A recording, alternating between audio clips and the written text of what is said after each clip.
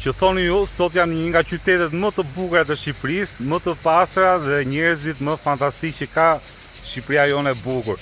Dua t'ju tregoj pak luginën e Vjosës.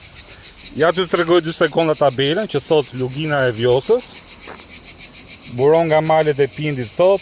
E pash nga rruga poshtë që është bërë një balkon shumë i bukur, besoj është bërë kohët e fundit. Po shikoni pamjen që gjithë turistët kur vinë në Shqipëri ngelin pa mend. Unë e kam parë dhe herë tjera këtu qytet, sa herë që vi këtu është një nga ato qytete që të bën të ndjesh si në shtëpi. Është një natyrë e jashtëzakonshme, edhe pse është vat dhe gjinkallat po bëjnë namin me zhurmën e tyre, është thjesht magjik. Kështu që kurdo që të jeni nga jugu Shqipërisë, hajdeni se s'bën nëpërmend, ndaloni, pini kafe, bleni diçka rrugës, ka baxho pa fund. Mos harroni që është qyteti i mishit dhe i rakisë. Kot nuk quhet që është lumi i fundit, i paprekur i Evropës.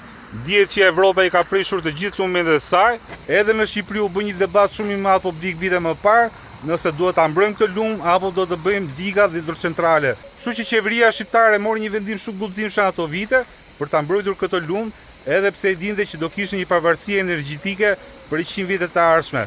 Po më mirë kështu sepse po ta shikoni është një perlë e natyrës dhe është e klasit botror. Përpara se ta mbyll të video, dua t'ju tregoj edhe një pamje spektakolare të qytetit të Përmetit, e cila me thënë drejtën më bëri që ta ndaloja makinën dhe mos dilja nga ky qytet pa ju treguar këtë gjë që po më shikojnë syt në këto momente.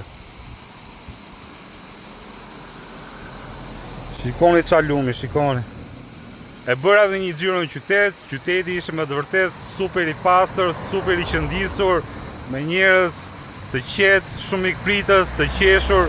Hajdeni vizitojeni sepse është një eksperiencë unike.